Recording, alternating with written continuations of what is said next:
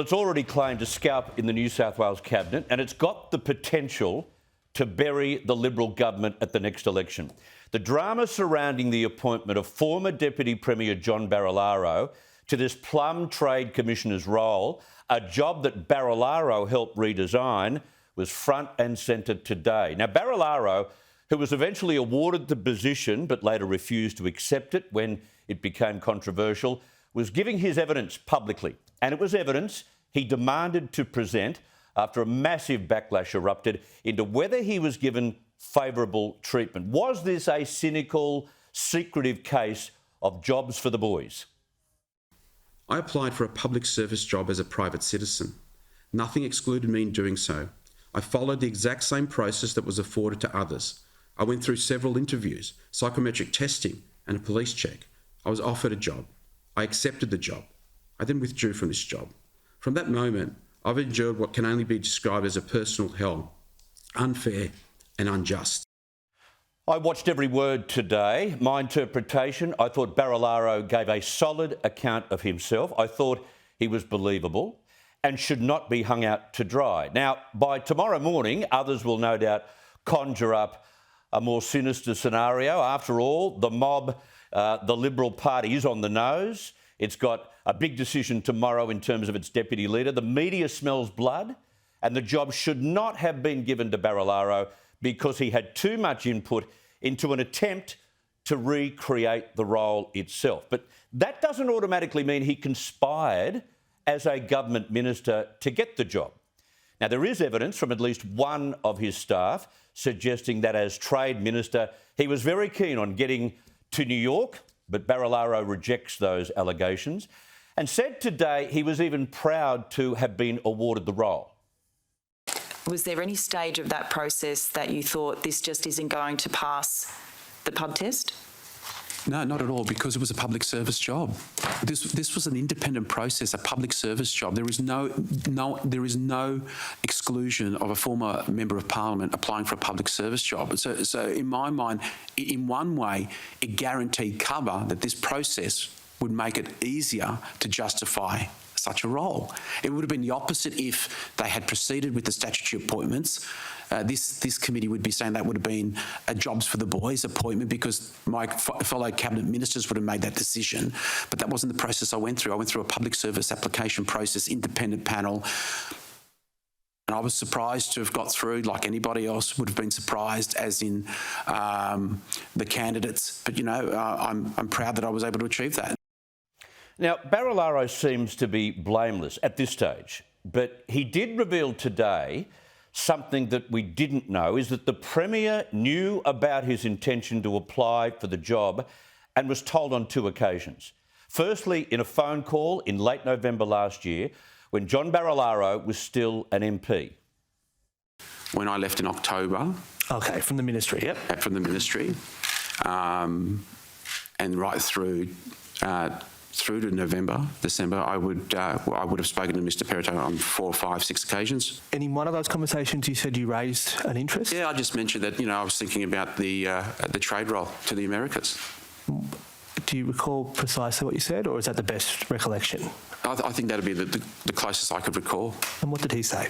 All I remember was like great, or, you know, what I think it was just like great, and that was it. And then in late January, after he was no longer in Parliament, Barilaro had a chance meeting with the Premier in Martin Place. Again, Dominic Perrottet was told about Barilaro's desire to be a Trade Commissioner.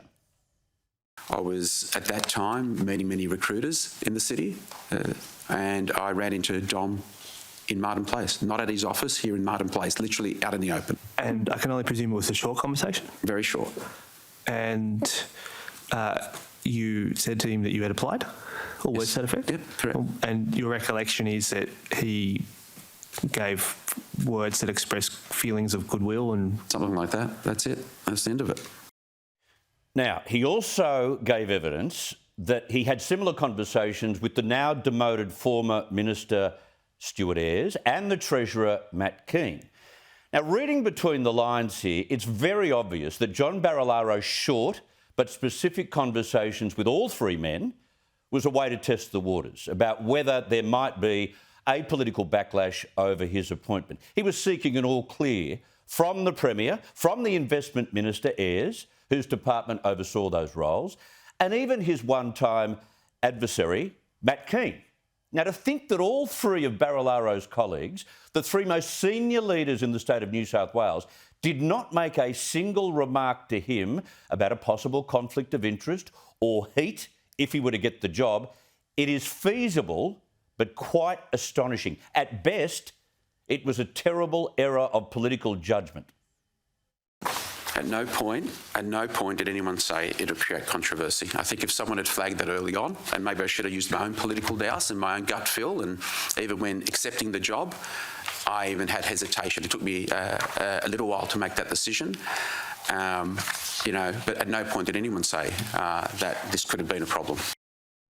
Just to underline another point, when John Barilaro was still an MP, news of his intention to apply for the New York job was met with a go for it from the Premier of New South Wales, Dominic Perrottet. That was the evidence Barilaro gave today. Now, the only mishap that Barilaro had in this entire process, from what we've already heard, is that his electronic signature appears on a ministerial brief confirming the fact that public servant Jenny West was the preferred candidate for the New York role, a fact he can't really explain.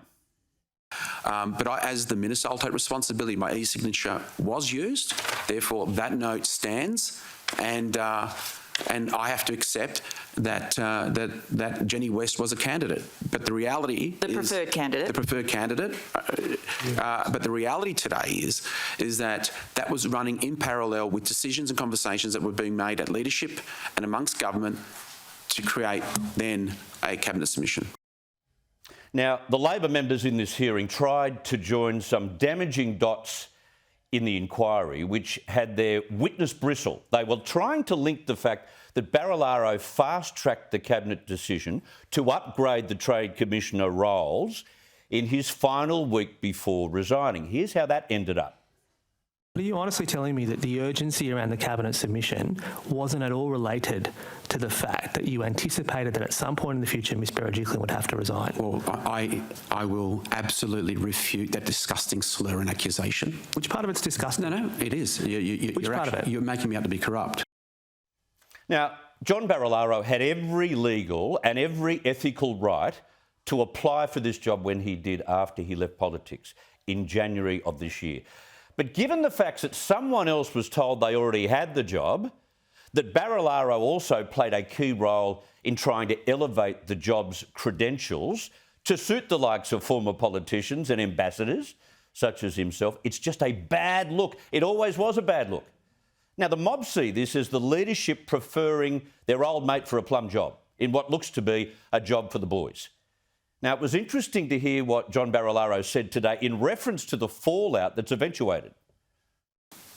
If I knew what I knew now, I wouldn't have walked into what was a shit show. And I'm going to use those terms, I'm sorry to say, because the trauma I've gone through over the last 6-7 weeks has been significant. But those conversations, as I've understood it last week from watching the inquiry, from evidence from Ms Amy Brown, surprised me as much as it surprised anybody else. And those interactions, what were the severity of those interactions? Was their weight? I can't answer that. I can't speak on behalf of Ms Amy Brown. And, in one way, this has muddied this inquiry for me. Now, the heat in this kitchen will continue to rev up because, bear in mind, an independent report into this entire process is yet to drop, is yet to be made public. That could come as early as this week.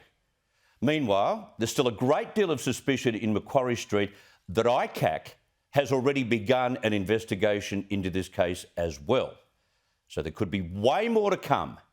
And none of it does the New South Wales government any favours.